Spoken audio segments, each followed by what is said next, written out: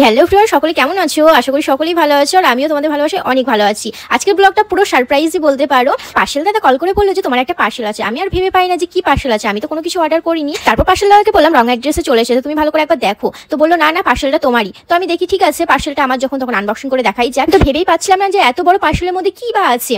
তো কিছুটা আনবক্সিং করতেই দেখি যে ও এইটা এই ব্যাপার, রিং লাইট। মানে বাবা অর্ডার করেছিল সারপ্রাইজ দেওয়ার জন্যই, কারণ আমি বুঝতেই পারিনি যে এটা আসবে বা অর্ডার করেছে। আমি অর্ডার করেছিলাম, একবার ক্যান্সেল হয়ে গেছিলো আমার ফোন থেকে, তো সেই দিন আসেনি, ওর ফোন থেকে করেছিল। যেহেতু আমার খুবই দরকার এটা কাজের জন্য, বিশেষ করে এর থেকে একটা বড় অবশ্যই নেব, কিন্তু আপাতত এটা আমার শ্যুটের জন্য খুবই দরকার। আগেরটা ভেঙে গেছে, তোমাদেরকে বলেছিলাম ভিডিওতে।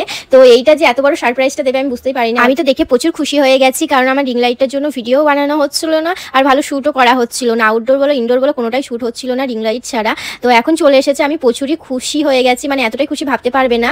গত 4-5 মাস ধরে আমার রিং লাইটটা ভেঙে গেছে, মানে কাজই হচ্ছে না, এমনটাও হচ্ছে না, ফোনটা বারবার পড়ে যাচ্ছে সেট করতেই গেলেই। তো এটা এখন বাতিল, আমার নতুন রিং লাইট চলে এসেছে, আমি তো অনেক খুশি।